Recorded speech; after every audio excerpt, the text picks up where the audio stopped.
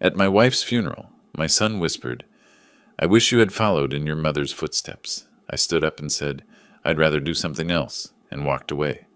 30 minutes later, he panicked. 58 missed calls. "You won't believe what I did." Before we continue, please subscribe to the channel and write in the comments what time it is where you are now.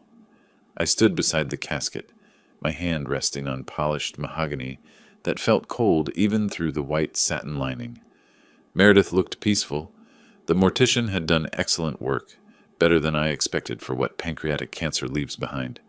2 years of watching her disappear, 1 cell at a time, 1 pound at a time, until the hospice bed became our entire world.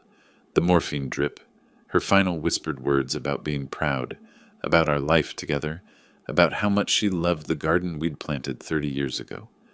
Late afternoon light filtered through windows behind me, casting amber patterns across the funeral home's carpet. I could hear people shifting, preparing to leave. Mrs. Henderson from next door touched my shoulder. "Meredith fought so hard. 2 years. You never left her side." I nodded because speaking felt impossible. She squeezed my arm and moved toward the exit with the others. The crowd thinned. 20 people became 15, then 10, then just the stragglers who didn't know how to leave gracefully. "We should head to the house," someone said behind me. My house. The wake. I'd forgotten about that part. The drive passed in fragments. Trees, traffic lights, my hands on the steering wheel. Then I was standing in my own living room, surrounded by voices that seemed to come from underwater. People held paper plates with sandwich triangles and pasta salad. They spoke in those hushed tones reserved for the newly bereaved, voices full of careful sympathy. Amos stood in the corner near the bookshelf, Celeste beside him. They weren't talking to anyone else. Amos checked his watch, a Rolex I'd given him for his 30th birthday. Celeste scrolled through her phone, her thumb moving in quick flicks. She laughed suddenly, then caught herself, glancing around to see if anyone noticed. "Can we leave soon?" Her voice carried farther than she intended. "This is depressing. We're supposed to meet the Johnsons at 7. Amos shushed her, but not with any real conviction, just an automatic gesture. He checked his watch again. I moved through the rooms like a ghost in my own home, accepted condolences, nodded at stories about Meredith's kindness.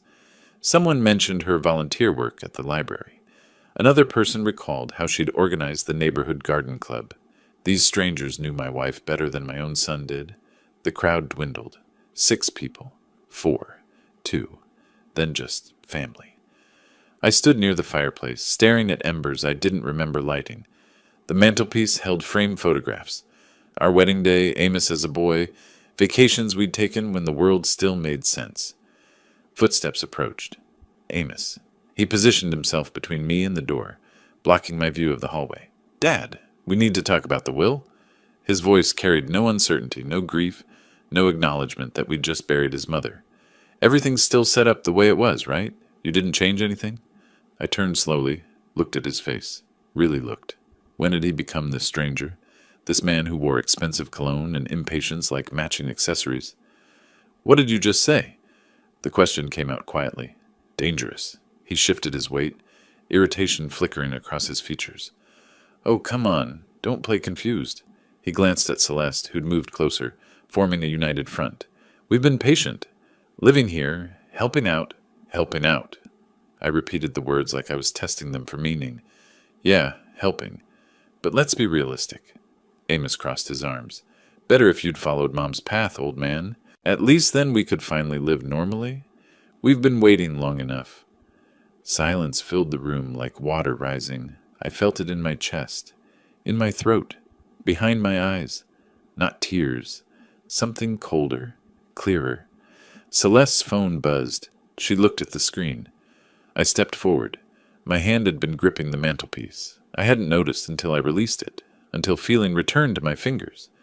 I straightened my suit jacket, looked directly into Amos's eyes, held his gaze for 1 second. 2, 3, 4, 5. "I'll do something else instead." I walked past him, past Celeste, past the photographs on the wall that showed a family that had never actually existed, just a pleasant fiction I'd maintained through years of willful blindness, through the front door, down the driveway. My Mercedes sat where I'd parked it that morning, a lifetime ago. The engine started smoothly. German engineering. Reliable even when everything else crumbled. I backed out, shifted into drive, and headed toward the main road. The house disappeared in my rearview mirror. My phone buzzed in the center console. I picked it up at the first red light, held the power button until the screen went dark, and dropped it back into place. The Gulf Coast Highway stretched ahead, empty and dark, except for my headlights, cutting through the gathering dusk. I drove without destination, without thought, just following the white lines and the steady rhythm of the road beneath my tires. I drove for 2 hours, not thinking, just following the coastal highway until exhaustion forced me to stop. The Gulf Breeze Motor Lodge appeared like a mirage, neon sign flickering pink and blue against the darkness. Half the letters burned out, so it read, Gulbri Mo, or Low J. Nearly empty parking lot, single-story building that had probably looked modern in 1997. The clerk barely glanced up when I walked in. Young kid, maybe 20, absorbed in his phone. How many nights? Just one. I need somewhere quiet to think. He slid a registration card across the counter. I paid cash. He handed me a physical key attached to a green plastic diamond with 12 printed in white. Room 12. End of the row, farthest from the road. The room smelled like industrial cleaner and old carpet. Single bed with a thin floral bedspread. Desk with a lamp and notepad bearing the motel's logo. Bathroom barely visible through a partially open door. I sat on the edge of the bed, staring at my phone on the nightstand where I'd placed it carefully, like it might detonate. Several minutes passed, maybe 10, maybe 30. Time had become negotiable. I picked up the phone and held the power button. The screen illuminated, then exploded. 58 missed calls from Amos, 23 from Celeste. Text message notifications scrolled across the screen so fast I couldn't read them. The phone vibrated continuously in my hand. A desperate electronic heartbeat. I opened the messages. Started from the beginning. 6:47 p.m. Amos, Dad, where are you? This isn't funny. 7:23 p.m. Amos, you need to come back. We need to talk about Mom's arrangements. 7:45 p.m. Celeste, Norbert, please call us. We're worried. 8:15 p.m. Celeste, Norbert, Amos is really worried. Call us, please. 8:33 p.m. Amos, this is ridiculous. Answer your phone. 8:52 p.m. Amos, where the hell are you? 9:04 p.m. Amos, don't do anything stupid with the accounts. I know you're upset, but think clearly. I stopped scrolling, read that last message again. Don't do anything stupid with the accounts. Not, we're worried about you. Not, are you safe? Not, we love you, please come home. The accounts. I continued reading. 9:31 p.m. Celeste, we can work this out. Just come home and we'll discuss everything. 9:47 p.m. Amos, you're being childish? Mom just died and you're throwing a tantrum. 10:15 p.m. Celeste, Amos is driving around looking for you. Please respond. 10:43 p.m. Amos, fine, stay gone, but don't touch anything financial until we talk. My hands had stopped shaking. I felt perfectly calm, perfectly clear, like a surgeon standing over an operating table, seeing exactly where to make the first incision. I began scrolling backward through my memories instead of my phone. 8 years ago, Amos showing up with 3 suitcases and a story about a temporary setback. Lost his job at the dealership. Or was it that he quit? The details kept changing. Just until I get back on my feet, Dad. You and Mom have all this space. Temporary became permanent, became expected. Celeste appeared a year later. They married at City Hall. No ceremony, no celebration. We're keeping it simple, Amos explained. Celeste moved in without discussion. My house became their house, became our house, in every conversation except on the deed. The credit cards, Celeste borrowing them for groceries, then gas, then shopping trips. I'll pay you back, Norbert. Things are just tight right now. Tight for 8 years. Meredith had mentioned it once, gently. Maybe we should set some boundaries. I dismissed her concern. They're family. Family helps each other. The roof repair, $4,200. I wrote the check. Same month, Amos bought a new truck. $40,000. Great deal, he'd said. Couldn't pass it up. Every utility bill, every property tax payment, every repair, Every expense, every cost. Mine, while they contributed nothing but presence and expectation. Discuss? There's nothing to discuss anymore. You made your choice clear. I spoke to the empty room. My voice sounded different, harder, like it belonged to someone who'd finally woken up after years of sleepwalking. I took out my laptop from the car. I'd grabbed it without thinking when I'd packed an overnight bag I didn't remember packing. The motel Wi-Fi connected slowly. I opened a browser and began researching. Florida property law, tenant eviction procedures, estate planning, financial power of attorney, credit card fraud, adult-child exploitation. The notepad sat beside my laptop. I picked up the cheap ballpoint pen with the motel logo and began writing. Estate attorney, notary, bank manager, property deed documents, credit card statements going back 8 years, financial audit, change all passwords, contact credit bureaus, file police report if necessary. The list grew longer, more detailed. I organized information into categories: legal, financial, property, timeline. My phone buzzed. Another message from Amos. I didn't read it. Another from Celeste. Ignored. The phone kept buzzing, kept lighting up the dim room with each new notification. I turned it face down and continued working. Richard Kowalski. The name appeared in 3 different legal forms when I searched aggressive estate attorney Sarasota. One review called him ruthless but effective. Another said, hire him before your opponent does. A third mentioned he specialized in contested family matters and asset protection. Perfect.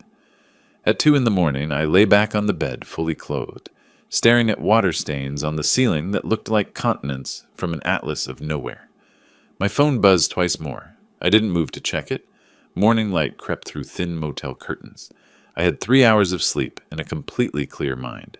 First stop, the office of Richard Kowalski, the most ruthless estate attorney in Sarasota. 3 days passed in the rental apartment. Furnished, impersonal, temporary, everything I needed it to be. The place came with a 6-month lease I'd signed without hesitation. Downtown Sarasota, 8th floor, windows overlooking buildings I'd driven past for 30 years without really seeing. I unpacked a single suitcase filled with clothes from my office locker at the clinic. Nothing from the house, nothing that belonged to that life. My phone sat on the kitchen counter, screen dark. 63 missed calls in 3 days. I hadn't listened to a single voicemail. The appointment with Richard Kowalski was scheduled for 11. I arrived 20 minutes early, parked in the underground garage of his building, and rode the elevator to the 7th floor, carrying a leather portfolio stuffed with documents. The reception area had the quiet efficiency of expensive legal representation. Glass chrome, leather furniture that looked uncomfortable and probably cost more than most people's cars. A woman behind a curved desk looked up with a professional smile. Norbert Wallace, I have an 11 o'clock with Mr. Kowalski. He's expecting you. Would you care for coffee while you wait? No, thank you. She led me to a conference room with floor-to-ceiling windows overlooking Sarasota Bay. The water glittered in morning sunlight. Beautiful. I hadn't noticed beauty in years. Richard Kowalski entered exactly at 11. Tall, gray hair, suit that probably cost what I used to spend on family vacations. He shook my hand once, firm grip, then gestured to the table. Let's see what we're working with. I spread the documents across polished wood.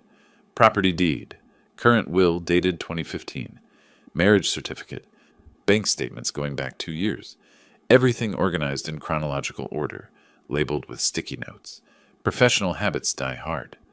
Kowalski examined each page with the focused attention of a surgeon studying an X-ray. He made notes on a yellow legal pad. After 15 minutes of silence, he looked up. The house is entirely in your name. Purchased in 1988, correct? Before my son was born. Your son has no legal claim to the property whatsoever. He tapped the deed with his pen. None. This is solely yours. My phone vibrated on the table.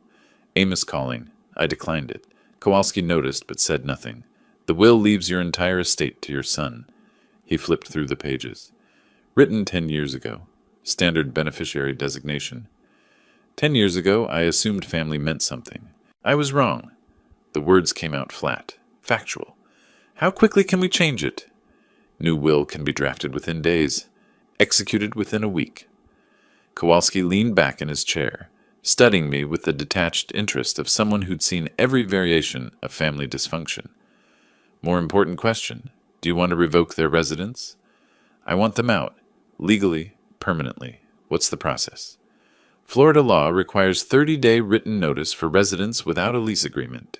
After that period, if they refuse to leave, we file for formal eviction through the court system. It's clean, it's legal, it's final. He pulled a blank form from his briefcase. I can prepare the notice today. My phone vibrated again, this time a text message. I glanced at the screen, then read it aloud. You can't just throw us out. This is our home, too. Interesting word choice. Our home, not your home. Kowalski extended his hand. May I? I passed him the phone. He scrolled through several messages, his expression unchanging. Keep all of these. Don't delete anything. This harassment strengthens our position if this proceeds to court. He handed the phone back. Is there anything else you want to address? I need financial forensics. I pulled out the bank statements, pointed to highlighted sections I'd marked the previous night. I believe they've been accessing my accounts without proper authorization, taking more than what I consciously gave them. Kowalski took the statements, scanned the figures, nodded slowly. I recommend Susan Berg, forensic accountant, exceptionally thorough. He wrote a name and number on his notepad, tore off the sheet, and slid it across the table. She'll find every dollar they've stolen. And it is theft, Mr. Wallace, regardless of family relationship. For the next hour, we discussed specifics. Eviction timeline, will revision requirements, documentation needed for financial investigation. Kowalski explained everything in precise legal terminology. No sympathy, no judgment, just clean presentation of facts and options. I signed paperwork authorizing him to act as my attorney of record, to request complete bank records, to begin drafting a new will that would leave my estate to a combination of medical charities and the public library where Meredith had volunteered. One more thing. Kowalski stood, gathering his documents into a folder. You'll receive pushback, threats, emotional manipulation, possibly public confrontation. Don't respond. Don't engage. Every communication goes through me now. Understood? Understood. We shook hands at the door. I left with a folder of preliminary documents, a scheduled follow-up in 1 week, and Susan Berg's contact information burning a hole in my jacket pocket. The elevator descended slowly. I pulled out my phone, found Berg's number, and called before the doors opened to the parking garage. She answered on the second ring. Professional. Efficient. We scheduled a meeting for 2 days later. Kowalski's words echoed in my head as I drove back to the apartment. It's clean. It's legal. It's final. That was all I needed. Susan Berg's office occupied a small suite in a professional building near the hospital. Wall of filing cabinets, dual monitors showing cascading spreadsheets, certificates framed on walls proving credentials I'd already verified online. She was 45, sharp-eyed, wearing reading glasses on a chain around her neck. I'd brought 3 years of statements, bank accounts, credit cards, tax returns, everything I'd retrieved from my home office safe during a carefully timed visit. When Amos and Celeste were out, I'd watch the house from down the street until I saw them leave, then let myself in, grabbed what I needed, and left within 10 minutes. Berg spread the documents across her desk like a dealer arranging cards. Give me a minute. I sat in silence while she worked. Her fingers moved across keyboards, pulling up additional records from bank websites, where I'd provided access credentials. She made notes on a yellow pad, highlighted certain lines, cross-referenced dates. The clock on her wall ticked through 20 minutes before she spoke. This supplementary card you authorized in 2020? She turned one monitor so I could see the screen. It's been used exclusively at luxury retailers. Total, across 3 years, $47,000. The number felt both shocking and inevitable. I authorized it for groceries and household emergencies. Show me one grocery store charge. Berg scrolled through pages of transactions. There aren't any. It's all personal luxury items. She read from the screen. Designer boutique, $3,200. Jewelry store, $8,500. Day spa package, $1,400. High-end cosmetics, $900. Her voice remained neutral, clinical. Every single charge is luxury goods or services. No groceries, no household supplies, No emergencies. Celeste. The name tasted bitter. The card is in your name with her as authorized user. Legally, you're responsible for every dollar. Berg flipped to another spreadsheet. But this is more brazen. She highlighted a column of transfers. Each one showed money moving from our joint checking account, the one I'd set up years ago for household expenses, into an account with only Amos's name. The notes beside each transfer read like variations on a theme. Temporary loan, will repay. Short-term assistance, emergency funds, paying back next month. Your son has withdrawn $83,000 over 3 years, each one marked as a temporary loan. Berg looked at me over her reading glasses. Not one repayment, not a single dollar returned. The numbers swam in front of my eyes. 47,000, 83,000, 130,000 total. Gone. Stolen. While I paid for everything else, mortgage, utilities, property taxes, insurance, repairs, while Meredith was dying and I was too exhausted to notice my accounts draining away. I want documentation for civil court. Every transaction, every unauthorized use, every fraudulent transfer. My voice came out steady despite the rage building behind my ribs. And I want every card canceled today. Remove his access to all accounts effective immediately. Berg nodded, already typing. This is textbook financial exploitation. You have grounds for full recovery, plus interest and legal fees. She printed page after page of highlighted transactions. I'll notify the banks this afternoon. All cards will be canceled by end of business. Account access revoked. I'll prepare a complete forensic report for your attorney within 48 hours. I photographed key pages with my phone. Documentation, evidence, proof that family was just another word for theft when you weren't paying attention. One more thing, Berg said as I gathered the papers. Change all your passwords, email, bank accounts, credit cards, everything. Use complex combinations they couldn't guess. Enable two-factor authentication on every account. I drove to the clinic for afternoon appointments, tried to maintain normal professional routine, saw patients, reviewed x-rays, discussed treatment options. Routine. Normal. Except nothing felt normal anymore. At 4:30, between patients, the waiting room erupted. I heard shouting first, then my receptionist's voice, strained and apologetic. Then Amos burst through the door to my examination area, face red, pointing his finger like a weapon. Dad, what the hell did you do? My card was declined. You blocked the accounts. I stood there in my white coat, stethoscope still around my neck from the previous patient. Through the open door, I could see the waiting room, 6 patients watching, expressions ranging from shock to embarrassment. You need to leave. This is a medical facility. You're throwing your own family on the street. His voice climbed higher, louder. What kind of father does that? After everything we've done for you. I picked up the phone on my desk, pressed the button for security, kept my voice calm, professional. I need someone to escort an individual from the building. He's disturbing patients. You can't do this. Amos moved closer, jabbing his finger toward my chest. You think you can just cut us off? Throw us out like garbage? We're family. Security arrived. Marcus, who'd worked the building for 5 years. He placed a hand on Amos's shoulder. Sir, you need to come with me. Take your hands off me. But Marcus was bigger, trained, and utterly calm. He guided Amos toward the door with professional efficiency. Amos shouted over his shoulder as he was escorted out. This isn't over. You'll regret this. Silence filled the examination area after the door closed. I could hear my own breathing, measured and controlled. Through the window to the waiting room, I saw patients shifting uncomfortably, avoiding eye contact with each other. I walked out to the reception desk. 6 faces looked up at me.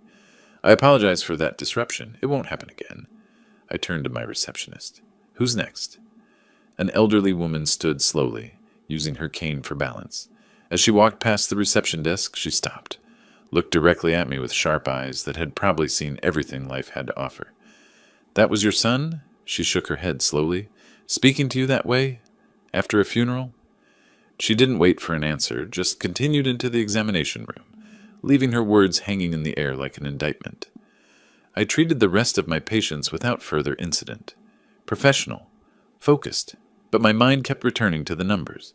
$130,000. 3 years, while Meredith was dying. That night, I drafted the eviction notice with Kowalski over the phone. 30 days. The law was clear, and so was I. The envelope sat on my kitchen counter in the rental apartment, addressed to my own house, 1247 Osprey Lane, the place where I'd raised a son who became a stranger. In the morning, I would deliver it personally. Morning light filtered through blinds I still wasn't used to. The rental apartment felt temporary even after a week. Furniture that belonged to no one. Walls painted neutral beige. Appliances that worked without character. The manila envelope sat on the kitchen counter where I'd left it the night before. 30-day eviction notice, prepared by Kowalski, reviewed by me, ready for delivery. I dressed in a dark suit, poured coffee I didn't finish, reviewed the documents one final time. Though I'd memorized every word, the drive to Kowalski's office took 12 minutes. I parked in the same underground garage, rode the same elevator, entered the same conference room. 3 folders waited on the table. 3 simultaneous strikes, Kowalski said without preamble. He opened each folder as he spoke. New will, eviction notice, civil suit for financial recovery. By week's end, they'll understand you're not negotiating. The new will was 32 pages. I read every paragraph. Everything to the Meredith Wallace Medical Foundation, a charitable organization Kowalski had helped establish specifically for this purpose. The foundation would provide orthopedic care for underprivileged children, free surgeries, free follow-up care, free physical therapy. Everything Meredith would have wanted. Everything that mattered. Nothing to Amos. 2 witnesses waited in the reception area, paralegals from Kowalski's firm. They entered, watched me sign, added their signatures below mine. The whole process took 4 minutes. 4 minutes to erase a son from inheritance. 4 minutes to choose charity over blood. The foundation will help children who actually need it, I said, handing the pen back to Kowalski. That's the legacy Meredith would want. He filed the document in his safe. Permanent. Irreversible without my explicit instruction. The eviction notice next. Do you want a process server to deliver it, or I'll do it myself? Kowalski studied me for a moment and then nodded. Understood. I drove to the house for the first time since the funeral. Osprey Lane looked exactly the same. Oak trees lining the street, neighbors' yards well maintained, my own house standing solid at the end of the cul-de-sac. I'd bought this place in 1988, 37 years ago, before Amos was born, before I understood that family could become strangers under the same roof. Amos's truck sat in the driveway, new, expensive, purchased with money he'd stolen from my account while calling it a loan. I parked on the street, walked up the driveway carrying the manila envelope, my own front door, my own doorbell. I rang it like a visitor to my own life. Amos answered after 15 seconds. He wore athletic shorts and a t-shirt, barefoot, coffee mug in hand. His expression shifted from annoyance to confusion when he saw me. Dad, what are you? I handed him the envelope. Didn't speak, just extended it across the threshold of my own house. He set down his coffee mug on the entry table, opened the envelope, pulled out the document, read the first lines. His face transformed, confusion melting into comprehension, then hardening into fury. What is this? Eviction? You can't be serious. You have 30 days. The law is clear. I turned and walked back toward my car. Professional. Controlled. Surgical precision applied to family dissolution. I'll fight this. His voice followed me down the driveway. You can't just throw us out. This is our home. I got in my car, started the engine, drove away while he stood in the doorway of my house, still holding the paper that legally removed him from it. 4 days later, Amos hired Gregory Mills, a bargain attorney whose office occupied a strip mall between a nail salon and a tax preparation service. Mills filed a motion claiming verbal promise of inheritance and parental obligation to adult children. The preliminary hearing occurred on Tuesday morning, Sarasota County Courthouse, 3rd floor, Judge Patricia Hendricks presiding. I sat beside Kowalski at the plaintiff's table. Amos sat across the aisle with Mills, who shuffled papers with the nervous energy of someone who knew his arguments were worthless but needed to justify his retainer fee. Mills stood when called. Your Honor, my client was verbally promised this inheritance. There's a moral obligation. Judge Hendricks held up one hand. Counselor, verbal promises regarding inheritance hold no legal weight in Florida. Adult children have no inherent right to parental property. Does your client have any written documentation? Any signed agreement? No, Your Honor, but the moral... This is a court of law, not morality. Hendricks looked at the paperwork in front of her. The eviction notice follows proper legal procedure. 30 days written notice to residents without lease agreement. Everything is in order. Motion dismissed. The gavel struck once. Final. In the courthouse hallway, Kowalski shook my hand. Their attorney just wasted their retainer fee. The eviction proceeds as scheduled. Across the corridor, Amos glared at me. Mills spoke to him in low tones, probably explaining that no further legal options existed. Amos's jaw clenched. His hands formed fists at his sides. But he didn't approach, didn't speak. Just stared with the helpless rage of someone watching control slip away completely. That evening, my colleague Dr. Patricia Chen forwarded screenshots from Facebook. Celeste had created posts in a neighborhood group. Norbert Wallace is abandoning his family, throwing us on the street after everything we've done for him, after standing by him through his wife's illness. This is how he repays loyalty. The post included photos from Meredith's funeral, Celeste and Amos standing beside the casket, looking appropriately grief-stricken for the camera. But beneath Celeste's post, the comments told a different story. Margaret Kowalski, neighbor. I've lived next to Norbert for 15 years. He's the kindest man I know. Where were you two when Meredith needed help? Norbert was there 24/7. Dr. James Morrison, colleague. Norbert spent 2 years caring for his wife while maintaining his practice. I never once heard him complain. This post is manipulative and dishonest. Former patient after former patient. Colleagues, neighbors, community members, all defending me, all calling out the manipulation. The comments multiplied faster than Celeste could respond to them. Patricia Chen's text message said everything. Don't worry, everyone knows the truth. We've got your back. I texted back, thank you. Truth has a way of surfacing. 23 days remained until eviction. 3 legal strikes executed. Social media manipulation backfired. The law was working exactly as it should.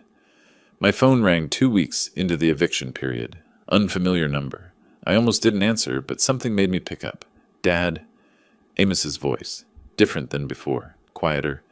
Can we talk? Just talk, please. 16 days remained until the sheriff would arrive to enforce the eviction. 16 days until legal became physical. What do you want to discuss? Meet me. Coffee. Anywhere you want. Just give me 30 minutes. I should have said no. Should have ended the call. But curiosity, or maybe some buried instinct about closure, made me agree. Tomorrow, 10 a.m., the Coastal Roast downtown. He arrived 5 minutes early. I watched him through the window before entering. Amos sitting at a small table in the back corner, coffee already purchased, fingers drumming nervously on the tabletop. His clothes looked rumpled, facial hair growing unevenly, the expensive watch missing from his wrist. I entered, ordered black coffee, and sat down across from him without preamble. You wanted to talk. Amos looked at his hands. I know I messed up. I know things got out of control. Out of control, I repeated the phrase flatly. Is that what you call stealing $130,000? He flinched. It wasn't like that. It was just, we were struggling, and you had so much, and I worked for what I had, for 40 years, while you lived rent-free in my house and took whatever you wanted. I can pay some of it back. He looked up, desperation leaking through the attempted humility. Not all of it, but 50,000. I can get 50,000 together if you drop the lawsuit, and we can work out rent payments. Something reasonable. We just need more time. The math was almost insulting. 50,000 on a $130,000 debt, staying in the house with reasonable rent after 8 years of contributing nothing. No. Dad, please. My answer's no. His composure cracked. What are we supposed to do? We can't afford housing in Sarasota. Celeste is threatening to leave me. My boss saw what happened at your clinic. Half the office saw the Facebook posts. I'm barely hanging on to my job. Perhaps you should have considered consequences before stealing from me while your mother was dying. The words landed like physical blows. Amos's face reddened. That's not fair. What's not fair is that Meredith asked about you during her final week. Asked when you were coming to visit. I told her you'd be there soon. You never came. I was working. You were at a dealership holiday party when she died. I called you at 8 p.m. Told you to come immediately. You arrived at 11, 3 hours late to your mother's death. Amos stood abruptly. His chair scraped loudly against the floor. Other patrons glanced over. You're never going to forgive me. Never going to give me another chance. You're correct? He stared at me for 5 long seconds, waiting for me to soften, to relent, to offer something. I stared back and offered nothing. He left, walked out without another word. His coffee cup sat abandoned on the table, still half full. I finished mine slowly, left a tip for the server, drove back to the apartment feeling nothing but cold satisfaction that I'd held firm. 3 days later, Celeste tried a different approach. The Remembering Meredith Wallace Facebook group had been created by Meredith's book club friends after her death. 43 members. Photos, memories, stories about her kindness. I'd been added but rarely checked it. Too painful to see her smile in every posted picture. Celeste posted a long message. Today marks 3 weeks since we lost our beautiful Meredith. I've been reflecting on how much she valued family. She always said family was everything. Norbert, if you're reading this, please remember what Meredith would want. She wouldn't want her family torn apart. She'd want forgiveness, reconciliation, love. Please honor her memory by giving us a chance to make things right. The post included a photo of Celeste and Meredith from 2 years ago, before the cancer became terminal, both smiling, happy. The manipulation was more sophisticated this time, invoking Meredith's values, using her memory as emotional leverage. It might have worked on someone who didn't know the truth. I waited 3 hours before responding. Let the post sit. Let people read it. Then I wrote my reply directly beneath it, visible to all 43 group members. Meredith spent 2 years in hospice care. Thanksgiving 2023, Amos chose a work party over dinner with his dying mother. December 2024, he visited 0 times during her final week. He arrived at her funeral 20 minutes late. Meredith died knowing her son couldn't be bothered to say farewell. Don't invoke her memory to justify your behavior. The response was immediate. Linda Chen, Meredith's book club friend. I visited Meredith every week during those final months. Norbert was there every single time. Exhausted but present. I never once saw Amos. Margaret Santos, hospice volunteer. I was with Meredith that final week. She asked for Amos. Norbert told her he was on his way. He never came. Norbert, you gave her comfort. Don't let them rewrite that. More comments flooded in, all supporting me, all confirming the truth. Celeste deleted her post within an hour, but screenshots had already circulated. That night, Kowalski emailed the final eviction order. Judge Hendricks had signed it that afternoon. The sheriff was scheduled for 10 a.m. on the 30th day, exactly as the law required.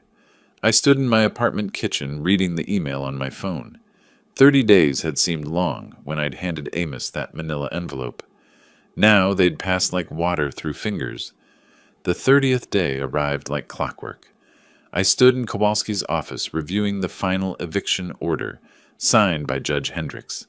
The sheriff was scheduled for 10 a.m. I would be there to witness it. The morning arrived bright and inappropriately beautiful. Florida sunshine, clear sky, temperature already climbing toward 80 degrees. I stood in the driveway of my own house at 9:45, waiting beside my Mercedes. The sheriff's vehicle pulled up at 9:53. Deputy Marcus Chen stepped out, official eviction order in hand. Behind him, Derek Morrison's sedan parked on the street, the realtor I'd hired to assess the property's value. A notary public emerged from Morrison's passenger seat, carrying a clipboard and inventory forms. Deputy Chen nodded at me, professional courtesy. We'd spoken by phone the day before to coordinate timing. He walked to the front door and knocked firmly. Sheriff's Department. I have an eviction order for Amos Wallace and Celeste Wallace. Open the door, or I will be forced to make entry. Silence. Then muffled voices inside. An argument. Celeste's voice rising, panicked. Amos saying something I couldn't hear through the wood. Chen knocked again, harder. This is your final warning. Open the door. The lock clicked. The door opened. Amos stood there in sweatpants and a wrinkled t-shirt, unshaven, eyes red from either anger or sleeplessness. Behind him, the house looked chaotic. Boxes started but not finished. Clothes draped over furniture, dishes in the sink visible from the doorway. 30 days' notice, and they'd barely packed. "This is harassment," Amos said, voice tight. "We have rights." Chen held up the eviction order. "You have 2 hours to remove personal belongings. Personal clothing and documented gifts only. Everything else remains property of the homeowner." He gestured to the notary. "This is Mrs. Patterson. She'll document what you remove to prevent any future disputes." I stayed back near the driveway, letting Chen handle the procedure. Morrison stood beside me, taking notes about the property's condition. The morning sun cast long shadows across the lawn I'd mowed for 37 years. Amos and Celeste disappeared inside. Sounds of frantic movement followed, drawers opening, closets being ransacked, voices arguing about what to take first. The notary entered with her clipboard, positioned herself in the living room where she could observe. 15 minutes later, Celeste emerged carrying the Chinese vase from the living room, blue and white porcelain, hand-painted, worth more than most people's monthly rent.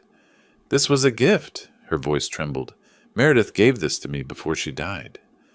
I walked to my car, opened the trunk, and retrieved a folder I'd prepared the night before, organized by room, then by item value. I flipped to the living room section, pulled out a receipt, and walked back to where Celeste stood, frozen in the doorway. "I bought that vase in 2015 from Chen's Antiques." I showed her the receipt, then showed it to the notary. $2,800. My credit card. My property. Celeste's face crumpled. She set the vase down roughly on the entry table. I winced, hoping it didn't crack, and went back inside. The pattern repeated. Jewelry armoire from the bedroom. $1,200. I had the receipt. Landscape painting from the hallway. $3,500. Purchased at a gallery opening Meredith and I had attended. Designer chair Celeste claimed was a wedding gift from us. $4,000. My purchase. My choice. Placed in our guest room that they'd commandeered. Each time, I produced documentation. Each time, Mrs. Patterson marked her clipboard. Denied. Homeowner property. Documented purchase. Amos's control shattered around 11:30. He came charging out of the bedroom, carrying a box of items the notary had already rejected, saw me standing calmly in the hallway, reviewing my receipt folder, and something inside him broke completely. He dropped the box, lunged, grabbed my shirt with both hands, and shoved me backward against the wall. "You miserable old man." His face was inches from mine, spit flying with each word. "You're stealing our lives." Chen moved faster than I expected for a man his size, had Amos's arms pinned behind his back within 3 seconds. "Hands off! Do that again and you're under arrest for assault." I straightened my shirt, said nothing, looked at Amos until he looked away. "You have 1 hour remaining," Chen said quietly, still restraining him. "I suggest you use it for packing, not assaulting people." He released Amos slowly. Amos stood there, breathing hard, fists clenched at his sides, but he didn't move toward me again. The last hour passed in tense silence. Celeste crying in the bedroom, Amos throwing clothes into garbage bags with violent, jerky movements, the notary documenting everything with detached professionalism. At 12:15, a rental truck pulled up to the curb. Borrowed from a friend, probably, too small to be from a commercial company. Amos and Celeste loaded it with pathetically little. Suitcases of clothing, some kitchen items that were genuinely theirs from before they moved in. A lamp, a coffee maker, 8 years of living reduced to what filled half of a 10-foot truck bed. They didn't look at me as they finished loading. Celeste got in the passenger seat, face buried in her hands. Amos stood by the driver's door, staring at the house. Our eyes met across the driveway. "You'll regret this," he said, not shouting anymore, just stating it like fact. "I promise you'll regret this." 2:00, I replied calmly. "That's when the locks change. Don't come back." He got in the truck, started the engine, drove away without looking back. The sound of the engine faded down Osprey Lane until silence returned. I stood on the threshold of my house. My house. The furniture remained, all of it mine, purchased with my money over decades. But the personal presence was gone. Amos's jacket no longer on the coat rack. Celeste's magazines no longer on the coffee table. The air itself felt different, lighter, emptier. I walked through each room methodically. Bedroom where they'd slept in my guest bed. Kitchen where they'd eaten food I'd paid for. Living room where they'd watched television on my subscription services. Every space felt like it was exhaling after holding its breath for 8 years. At 1:30, the locksmith arrived. By 2:15, every lock was changed. New keys in my pocket. Old keys worthless pieces of metal wherever Amos had thrown them. I stood in the doorway one more time as the locksmith drove away, looked out at the empty driveway, the quiet street, the ordinary afternoon continuing around me. Then I turned back into the house and closed the door firmly. The sound of that lock clicking into place felt like the final word in a very long argument. Dr. Sarah Martinez called that evening as I sat in the rental apartment, reading through property inspection documents Morrison had left. "Norbert, I need to warn you about something." Her voice carried that careful tone people use when delivering bad news. "Amos gave an interview to the Coastal Observer. David Preston's writing the article. It's going to be unflattering." The Coastal Observer was Sarasota's weekly newspaper. David Preston specialized in human interest pieces that leaned heavily on emotional manipulation. I'd seen his work, sensational headlines, selective fact presentation, quotes taken out of context to create maximum drama. "When does it publish?" "Tomorrow morning. I wanted you to know before you saw it." I thanked her and ended the call. Spent the rest of the evening finishing Morrison's paperwork. Whatever Amos had told Preston, whatever narrative he'd constructed, wouldn't change the legal reality.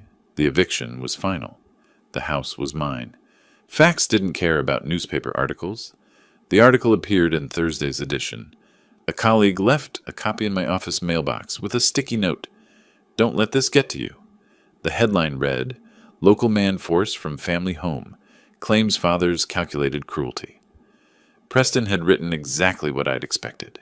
Amos painted as the devoted son, caring for his aging father after the mother's tragic death, forced onto the street with nowhere to go.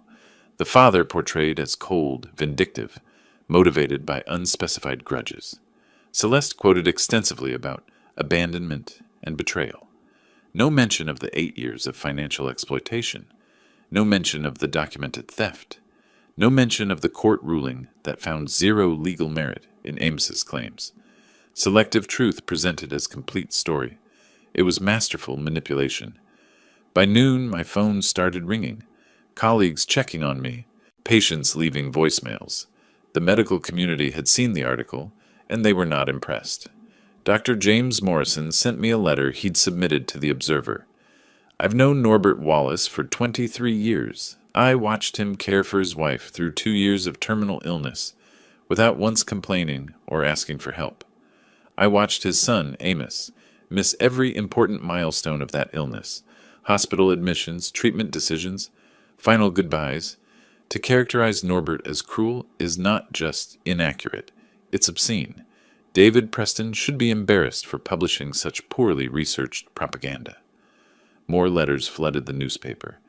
Margaret Santos, the hospice volunteer, wrote 3 paragraphs detailing Amos's absence during Meredith's final week. Linda Chen from the book club described how Norbert had personally organized memorial donations, while Amos complained about funeral costs. Former patients submitted testimonials, pro bono surgeries for uninsured children, payment plans that amounted to forgiveness, Christmas gifts for families struggling with medical bills. The Observer's online comments section exploded. Every supportive comment about Amos was buried under 50, defending me. People I didn't even know wrote detailed rebuttals, citing court records, eviction laws, adult children's lack of inheritance rights. Patricia Chen, my colleague who'd forwarded the initial Facebook screenshots, sent me another message. "The Medical Society is drafting a formal statement. 37 physicians signed it. Preston's editor called personally to apologize." I didn't respond to any of it. Didn't write letters. Didn't post comments. Didn't defend myself publicly. The truth was doing that work without my participation. 3 days after the article, Sarah Martinez called again. "Amos was fired. The dealership let him go this morning." I sat in silence for a moment, absorbing that information. Why? Multiple reasons, apparently. The clinic scene had already put him on thin ice. Then the article came out, and customers started calling, asking why they employed someone described so negatively in the community. When the counter-narrative exploded, all the letters, the testimonials, management decided he was too much of a liability. And Celeste? Word is she's leaving him, moved in with a friend, filed for separation. I thanked Sarah and hung up. Stood at the rental apartment window watching evening traffic pass on the street below. Felt no triumph, no satisfaction in Amos's continued downfall. Just a weary kind of validation that consequences were playing out logically. The article had been Amos's last strategy. Public shaming, emotional manipulation, community pressure on me to relent. It had backfired so completely that it accelerated his own destruction. Sometimes justice doesn't need your help. Sometimes it just needs you to step back and let truth work. 2 weeks after the article debacle, I received notice from the court. The civil lawsuit hearing was scheduled. $130,000. Documented and itemized. Kowalski called it a formality. The evidence was overwhelming. I drove to the courthouse early that morning, knowing this was the final legal piece. The civil courtroom felt smaller than the one where Judge Hendricks had dismissed Amos's preliminary motion 2 months earlier. Same judge, same courthouse, different stakes. I arrived 40 minutes early with Kowalski, carrying organized case files in the leather portfolio that had become a familiar weight. The morning proceeded with the methodical efficiency of legal machinery, doing exactly what it was designed to do. Judge Hendricks entered at 9:15. We rose, sat, and began. This court will now hear the civil matter of Wallace versus Wallace, case number CV 2025-1847. Hendricks adjusted her reading glasses. Mr. Kowalski, present your case. Kowalski called Susan Berg as expert witness. She connected her laptop to the courtroom display, and spreadsheets filled the screen behind her. 3 years of my financial life reduced to columns and highlighted cells. Over 36 months, the supplementary credit card ending in 4782 accumulated $47,000 in charges. Berg used a laser pointer to track down the spreadsheet. Analysis shows 0 household or emergency purchases, exclusively luxury retail, jewelry, designer clothing, spa services, high-end cosmetics. She clicked to another screen. Additionally, defendant Amos Wallace initiated 63 transfers from joint household account to his personal account, totaling $83,000, each marked as temporary loan with promise of repayment.